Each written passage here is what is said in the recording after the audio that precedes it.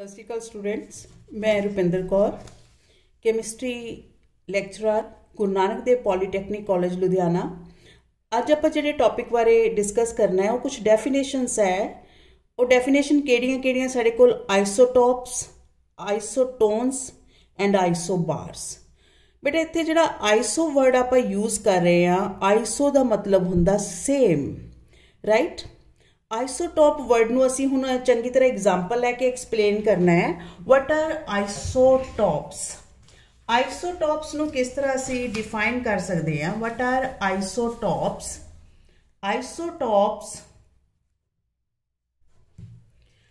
Isotopes are the atoms of same element.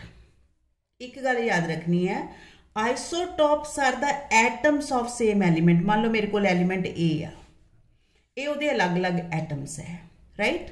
What are isotopes? They are the atoms of same element. Element same है इस करके उहदा symbol same रहूगा। Which have same atomic number. हर एक element की निशानी हुंदी है कि उन्हां दा एटॉमिक नंबर, उहदे एटम का एटॉमिक नंबर हमेशा सेम रहिंदा। Which have same atomic number. मान लो इस एलिमेंट का एटॉमिक नंबर 1 है, इहदा भी 1 होगा, इहदा भी 1 होगा। विच have same atomic number but different mass number. मान लो इस एटम का मास नंबर 1 है, इहदा 2 है, इहदा 3 है। So what are the isotopes?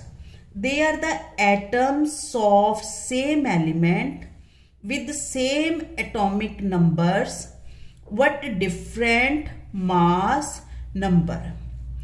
Eco ही तत्त दे वख-वख एटम्स जिन्हां दा एटॉमिक नंबर तो सेम होगा पर उन्हां दा मास नंबर वक्खो वखरा होगा। उन्हां अलग अलग एटम्स नूं असी एक दूजे दे आइसोटॉप्स कहने आ। और किसी भी आइसोटॉप्स दे विच मास नंबर इस करके डिफरेंट हुंदा है क्योंकि उन्हां दे विच न्यूट्रॉन्स दा नंबर एक दूजे नालों डिफरेंट हुंदा। ना तो प्रोटोन का नंबर अलग होगा, ना इलैक्ट्रॉन का नंबर अलग होगा। बस इन्हां दे विच मास नंबर अलग अलग क्यों हुंदा? क्योंकि इन्हां दे विच न्यूट्रॉन का नंबर अलग अलग हुंदा है। जिस तरह मैं एग्जाम्पल लैनी आ हाइड्रोजन। हाइड्रोजन एलीमेंट दे 3 आइसोटॉप है और वो 3 आइसोटॉप केड़े केड़े आ? Protium, deuterium, tritium, right. Protium जेड़ा आइसोटॉप्स है हाइड्रोजन दा, ओदे विच ओदा एटॉमिक नंबर 1 हुंदा ते मास नंबर भी 1 हुंदा है। कहण दा मतलब जेड़ा प्रोटियम है ओदे न्यूक्लियस दे विच एक प्रोटॉन हुंदा, 0 न्यूट्रॉन मतलब कोई न्यूट्रॉन नहीं हुंदा, और ओदे आउटरमोस्ट शैल दे विच एक इलैक्ट्रॉन हुंदा है। This isotope of hydrogen is known as the, इस आइसोटॉप नूं असीं की नाम दिन्ने आ? This isotope is known as the protium. अगला आइसोटॉप जी आ गया ड्यूटीरियम। इनू हैवी हाइड्रोजन भी कहंदे आ। ड्यूटीरियम जिहदे विच न्यूट्रॉन का नंबर 2 हुंदा है। ड्यूटीरियम इहदे विच प्रोटॉन का नंबर इक्को ही पर एक न्यूट्रॉन हुंदा है और इहदे आउटरमोस्ट शैल दे विच एक इलैक्ट्रॉन हुंदा है। और इस आइसोटॉप नूं असीं नाम की दिता है? Deuterium, DEUTERIUM, deuterium. This is also known as heavy hydrogen, right. तीसरा आइसोटॉप हाइड्रोजन दा जिहदा एटॉमिक नंबर 1 है पर मास नंबर 3 है। मतलब इहदे न्यूक्लियस दे विच प्रोटॉन तो इक्को ही रहूगा पर न्यूट्रॉन वध के किन्ने हो गए? 2, और इहदे आउटरमोस्ट शैल च एक इलैक्ट्रॉन हुंदा है, right. So this is known as the tritium. So ये आइसोटॉप दी डेफिनेशन नूं सच कर रहे हैं। What is isotope? They are the atoms of same element. Element किहड़ा इन्हां तिन्हां दे विच हाइड्रोजन है, आ होर एटम है, आ होर एटम है, आ होर एटम है। They are the atoms of same element with same atomic number but different mass number, right. और इन्हां दे विच मास नंबर का फर्क कादे करके आया? Due to the different number of neutrons. इच न्यूट्रॉन कोई नहीं हैगा, ਇਹਦੇ ਚ ਇੱਕ ਹੈ, ਇਹਦੇ ਚ ਦੋ ਹੈ। ਤਾਂ ਕਿਸੇ ਵੀ ਆਈਸੋਟੋਪਸ ਦੇ ਵਿੱਚ ਉਹਦੇ ਮਾਸ ਨੰਬਰ ਦੇ ਵਿੱਚ ਫਰਕ ਕਿਉਂ ਆਉਂਦਾ ਹੈ? Due to the different number of neutrons, right. ਹੁਣ ਜੇ ਅਸੀਂ ਹਾਈਡਰੋਜਨ ਦੇ ਆਈਸੋਟੋਪਸ ਪੜ੍ਹੇ ਆ, ਇਹਨਾਂ ਦੇ ਵਿੱਚ ਪ੍ਰੋਟੀਅਮ ਕੋਈ ਨਿਊਟਰੋਨ ਨਹੀਂ, ਡਿਊਟੀਰੀਅਮ ਇਹਨੂੰ ਅਸੀਂ हैवी हाइड्रोजन भी कहते हैं और ये न्यूट्रॉन का नंबर कितना है 1। then it is tritium, this is radioactive isotope of hydrogen. ये जोड़ा आइसोटॉप है अपने चो रेडिएशन एमिट करता है क्योंकि इसका न्यूक्लियस स्टेबल नहीं होंदा और ये न्यूट्रॉन का नंबर कितना है 2। इसी तरह से क्लोरीन दे सानू दो आइसोटॉप्स पता है, chlorine 35 and chlorine 37। So chlorine 35 and chlorine 37, chlorine दा एटॉमिक नंबर 17 हुंदा है।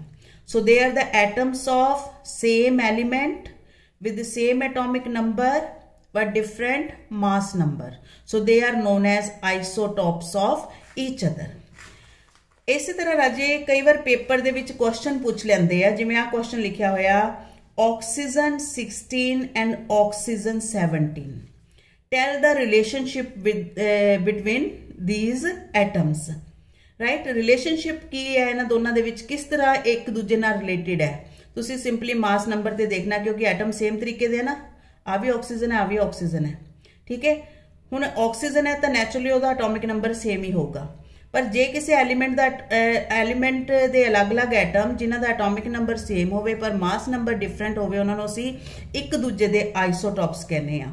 तो तुसीं इहदा आंसर की लिखोगे they are isotopes of each other, they are isotopes of each other। इन्हां दा दोनों दा आपस दे विच ये रिश्ता है। जे पूछा जाए H1 H2 H3, write the relationship between them, again they are isotopes of each other। इन्हां तिन्हां दा आपसी रिलेशनशिप क्या है कि एक दूजे दे आइसोटॉप्स है। सो ये आइसोटॉप्स वाली डेफिनेशन होगी। Then isotones, what are isotones? They are the atoms of different elements having equal number of neutron in their nucleus. Isotones अलग अलग एलीमेंट दे एटम है, बस उन्हां दी खासियत की है, की सिमिलैरिटी आपस एक दूजे नाल कि उन्हां दे विच न्यूट्रॉन दा नंबर बराबर है। They are the atoms of different element, इस गल का ख्याल रखना, ये एलीमेंट सेम सीगा। They are the atoms of different element having equal number of neutrons in their nucleus. जिस तरह मेरे को एलीमेंट हैगा राजे carbon 14, nitrogen 15 and oxygen 16, right. अगले पेज पे कर लेने आपां। सो जिस तरह मेरे को एलीमेंट है, मैं एग्जाम्पल लिखती है, केड़ा एलीमेंट है? Carbon 14, nitrogen 15, oxygen 16, right? Write the relationship between them. Write the relationship between them, right? Carbon का एटॉमिक नंबर 6, नाइट्रोजन का 7, ऑक्सीजन का 8। देखने नूं ये कोई सिमिलैरिटी नहीं हैगी, एलीमेंट भी डिफरेंट है, एटॉमिक नंबर भी डिफरेंट है, मास नंबर भी डिफरेंट है। तो इन्हां दे विच आइसो क्यों आया, किस वर्ड करके दे इन्हां दे विच किस चीज़ की सिमिलैरिटी है। हुण जे आपां इहदे च न्यूट्रॉन कढीए, न्यूट्रॉन कढण दा तरीका की सी? n = a - z। इहदे विच मास नंबर की वैल्यू, a की वैल्यू कितनी है? 14, 14 - 6 = दैट क्वांटिटी = 8। और इहदे केस दे विच साडे कोल इस एलीमेंट के केस दे विच न्यूट्रॉन वास्ते सिंबल n यूज़ कर लो। इहदे case they which neutron a - z, a की वैल्यू 15 है, z 7, इट इज़ अगेन 8। और इहदे केस दे विच n की वैल्यू a - z और a की वैल्यू इहदे विच कितनी है जी? a साडे कोल इहदे च हैगे जी 16, 16 - 8 = 8, राइट। तो सारे दे विच न्यूट्रॉन का नंबर कितना आ रहा? 8 आ रहा। तो असी relationship, right the relationship between them. तो इसका आंसर की लिखांगे? पहले तो आपको कन्फर्म करना पऊगा कट के कि ਇਹਦੇ ਵਿੱਚ ਨਿਊਟਰੋਨ ਦਾ ਨੰਬਰ ਸੇਮ ਆ ਰਿਹਾ, ਫਿਰ ਤੁਸੀਂ ਆਨਸਰ ਲਿਖੋਗੇ ਇਸ ਤਰੀਕੇ ਨਾਲ ਫਾਈਂਡ ਆਊਟ ਕਰਕੇ। ਲਾਸਟ ਦੇ ਵਿੱਚ ਲਾਈਨ ਐਡ ਕਰਨੀ ਹੈ, they are isotons of each other. So this is the way how you can calculate. Then आ गया साढ़े कोल isobars.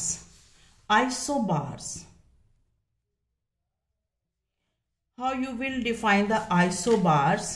Isobar word ਨੂੰ ਕਿੱਦਾਂ define करना? They are the atoms. What are isobars?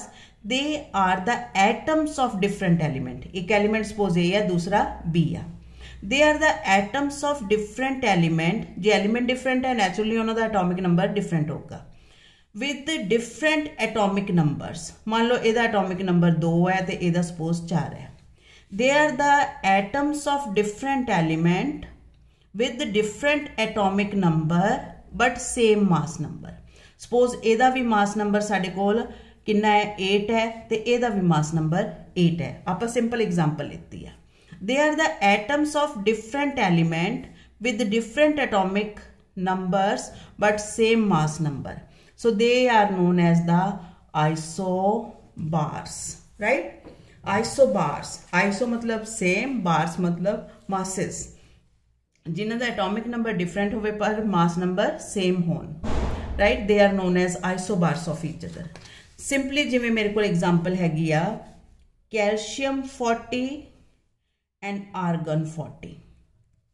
Write the relationship between them.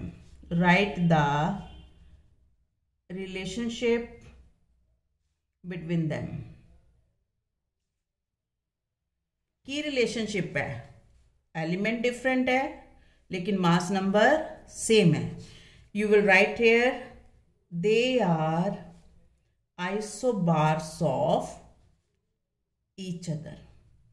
सो ज़्यादा expanded examples नहीं आती हैं, so you can easily calculate, right. So this is the technique. जिस तरह साढ़े कोल chlorine 35 and chlorine argon, calcium and potassium. Key relationship, they are isobars. Carbon 14 and nitrogen 14, they are also the isobars of each other. So in this way you can relate all the elements. तो इदा का question पूछा जा सकता, अलग अलग element लिखणगे, इन्हां दे relation पूछ लैणगे, राइट. अलग अलग एग्जाम्पल लिखणगे, इन्हां दा रिलेशन पूछ लैणगे, या फिर तुहानूं सिंपल इन्हां दियां डेफिनेशनस आ सकदियां एग्जामिनेशन दे विच, और तुसीं वो डेफिनेशन चंगी तरह with proper 1 or 2 example learn कर लैणियां. So that's all students. So ये टॉपिक जिहड़ा है ये प्रॉपर डेफिनेशनस है, और इन्हां डेफिनेशन बहुत ज़्यादा इंपॉर्टेंट टॉपिक है. तीनों दी तीनों डेफिनेशन बहुत इंपॉर्टेंट है, या तो न्यूमेरिकल फॉर्म दे विच, रिलेशन फॉर्म दे विच आंदे आ, या इन्हां दी डेफिनेशन आंदियां. Thank you very much.